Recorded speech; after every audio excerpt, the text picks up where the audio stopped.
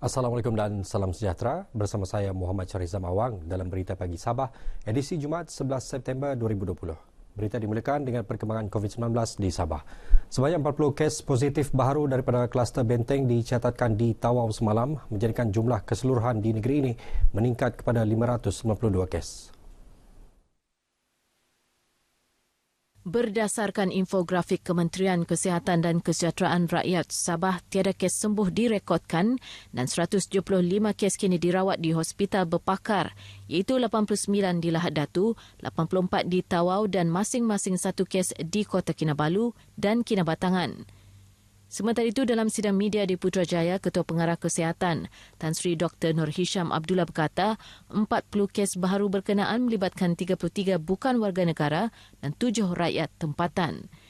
Seramai 1,909 individu telah disaring di Tawau dengan 83 daripadanya dikesan positif setakat ini, manakala 770 individu telah disaring di Lahad Datu dengan 87 kes dikesan positif.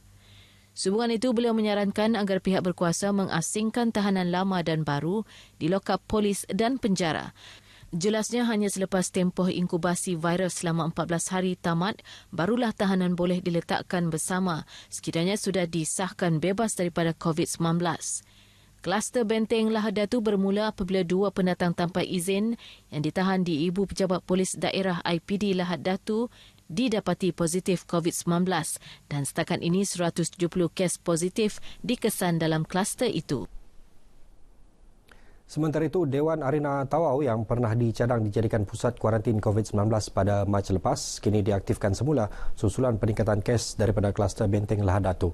Ke arah itu, Komander Regimen 516 Askar Wataniah Tan Sri Liu Yun Fah berkata pihaknya menyumbangkan pelbagai keperluan termasuk tilam pesakit, makanan dan minuman untuk petugas serta kemah bagi membantu Hospital Tawau. Saya rasa patutlah kita sama-sama berkongsi dengan pihak frontliner yang sedia ada, contoh khususnya Kementerian Kesihatan, hospital dan polis dan sebagainya. Perlu mainkan peranan yang ambil perhatian sendirinya, jarak jauh, cuci tangan dan sebagainya. Beliau berkata demikian selepas menyampaikan sumbangan tersebut kepada Hospital Tawau di Dewan Arena. Bantuan awal yang dimulakan adalah sebagai usaha memastikan semua pihak berkaitan termasuk syarikat korporat, badan bukan kerajaan dan pihak berkemampuan tampil membantu pasukan barisan hadapan, khususnya Hospital Besar Tawau dalam menangani pandemik COVID-19.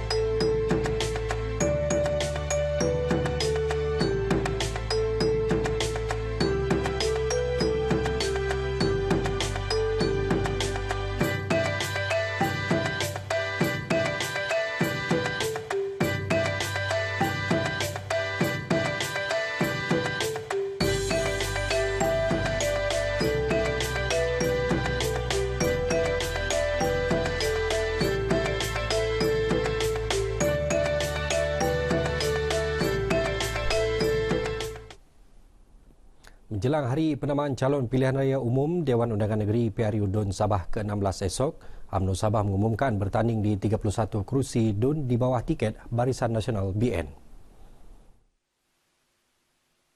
Sementara itu, Parti Bersatu Rakyat Sabah PBRS memaklumkan parti berkenaan akan bertanding di 5 kerusi iaitu N5 Matunggung, N7 Tandik, N11 Kadamayan, N45 Sok dan kerusi baharu N44 Tulid. Manakala Parti Perikatan Nasional PN yang terdiri daripada Parti Pribumi Bersatu Malaysia Bersatu Sabah, Parti Solidariti Tanah Airku Solidariti dan Parti Maju Sabah SAPP akan bertanding di 29 daripada 73 kerusi yang dipertandingkan. Parti Bersatu Sabah PBS pula yang menyokong Parti Perikatan Nasional akan bertanding di 15 kerusi. Turut mengumumkan senarai calon ialah Warisan Plus yang akan bertanding di kesemua 73 DUN. Warisan Plus akan menggunakan 3 logo semasa bertanding iaitu logo Warisan, Pertubuhan Kinabalu Progresif Bersatu APKO dan Parti Keadilan Rakyat PKR. Parti Cinta Sabah PCS pula mengumumkan bertanding di kesemua 73 kerusi DUN. DUN Sabah mempunyai 73 kerusi termasuk 13 kerusi baharu. Suruhanjaya Pilihan Raya SPR menetapkan hari pengundian 26 September.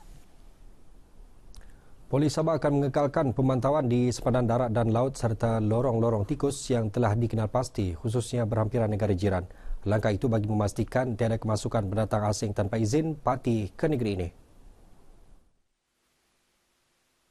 Pesuruhjaya Polis Sabah Datuk Hazani Ghazali berkata bagi tujuan itu satu kerjasama bersama agensi keselamatan lain seperti Angkatan Tentera Malaysia dan Eskom akan diadakan.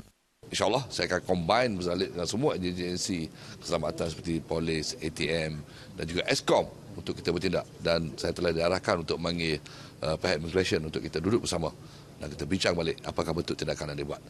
Beliau berkata demikian kepada pemberita selepas sesi taklimat persediaan PRU DUN Sabah sempena lawatan Menteri Dalam Negeri Datuk Hamzah Zainuddin ke IPK Sabah.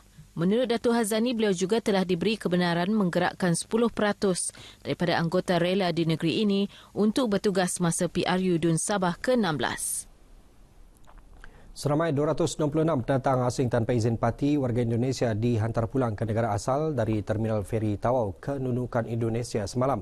Pengarah Majlis Keselamatan Negara MKN Sabah, Sharifah Siti Saleha Habib Yusof, dalam kenyataan medianya berkata ia merupakan pengusiran siri ke-26 pada tahun ini membabitkan parti warga negara Indonesia dan Filipina menerusi jalan laut.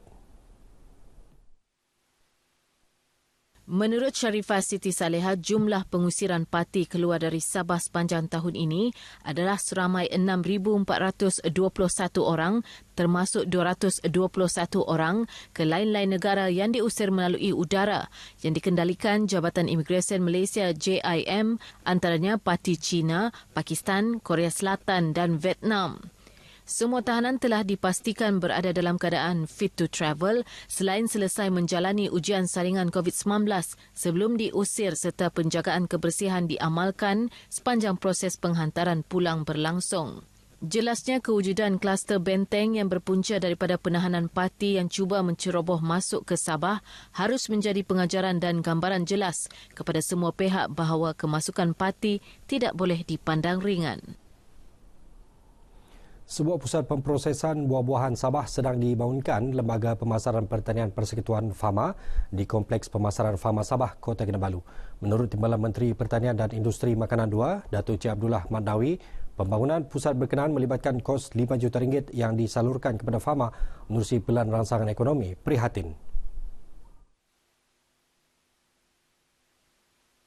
Apabila siap awal tahun depan, pusat ini juga dijangka berupaya memproses 1,500 tan metrik buah-buahan tempatan menjelang tahun 2025 untuk tujuan ekspor selain membantu mengelak lambakan hasil pertanian. Pusat ini akan membantu mempertingkatkan lagi usaha untuk pengeksportan buah-buahan daripada Sabah ni sama ada ke Semenanjung Malaysia ataupun juga ke luar negara. Datuk Cik Abdullah bercakap dalam sidang media selepas merasmikan Majlis Pecah Tanah Pusat Pemprosesan Buah-buahan dan Kembara Agropreneur Muda di Kompleks Fama Sabah, Kota Kinabalu. Katanya, Fama Sabah telah menjalankan beberapa siri pengeksportan buah-buahan tempatan ke Semenanjung, antaranya pisang Sabah, pamelo dan tarap. Turut disampaikan dalam majlis berkenaan bantuan kit makanan dan replika cek peralatan Geran Agropreneur Muda sebelum simbolik pelepasan ekspor buah tarap ke Semenanjung melalui kargo udara dengan kerjasama Pos Malaysia Berhad. Sementara itu, Datuk Cik Abdullah turut memaklumkan seramai 29 agropreneur muda di Sabah menerima kelulusan Geran Agropreneur Muda GAM Fasa 2 bagi tahun 2020 dengan jumlah keseluruhan bernilai RM560,000. Daripada jumlah berkenaan, seramai 10 penerima geran bagi sektor pertanian, 11 geran sektor industri makanan, 7 sektor ternakan dan seorang penerima bagi sektor perikanan. Sejak Januari 2016 hingga 31 Ogos lalu, seramai 534 agropreneur muda di Sabah telah menerima GAM dengan jumlah keseluruhan bernilai RM7.79 juta. Pemberian GAM berbentuk barangan ini antara lain bertujuan membantu meningkatkan hasil dan pendapatan agropreneur muda dalam bidang pertanian yang diceburi. Tahun ini sejumlah RM20 juta diperuntukkan bagi pelaksanaan GAM ini dengan sasaran seramai 1,200 usahawan muda. Kementerian Pertanian dan Industri Makanan melalui Lembaga Kemajuan Ikan Malaysia LKIM memperuntukkan RM400,000 bagi menaik taraf Pasar Nelayan Pasir Putih Putatan. Projek naik taraf tersebut akan dilaksana secepat mungkin bagi memberi manfaat kira-kira 1,400 nelayan untuk memasarkan hasil perikanan mereka. Menurut Timbalan Menteri Pertanian dan Industri Makanan 2, Datuk Cik Abdullah Matnawi, naik taraf pasar berkenaan juga dapat menggalakkan nelayan meningkatkan lagi hasil tangkapan sekaligus menyumbang pengeluaran ikan khususnya untuk keperluan setempat. Di peringkat kementerian, kita akan membuat tekanan supaya upgrade ini dapat dilaksanakan segera supaya rakyat tidak ternanti-nanti untuk mendapat manfaat daripada projek yang telah pun diluluskan oleh Kerajaan Persekutuan ini. Beliau ditemui pemberita RTM selepas merasmikan program Jelajah Prihatin Nelayan Kota Kinabalu di Putatan. Sementara itu, rata-rata ahli Lembaga Pengarah Pertubuhan Nelayan kawasan PNK Kota Kinabalu dan nelayan di kawasan berkenaan merakamkan terima kasih atas keprihatinan kerajaan itu. Untuk naik taraf JT itu adalah sangat keperluan, di mana JT kita pun telah berusia, kalau saya tak silap, hampir 15 tahun. Dan saya juga pasti saya sendiri berada di kawasan tersebut, JT pun sudah mendap dan kita perlu dinaik tarafkan. Untuk memartabatkan nelayan itu supaya dia lebih maju dan lebih agresif lagi untuk mendapatkan sumber pendapatan sebagai seorang nelayan. Dan ini untuk kami lebih senang dan mudah menurunkan membuat penjualan ikan yang kami tangkap di kawasan Kota Kinabalu, khasnya di Putatan ini. Baik, sekian berita Pagi Sabah, budayakan norma baharu. Pandemik COVID-19 belum berakhir. Saya Muhammad Syariza Mawang, Assalamualaikum dan salam sejahtera.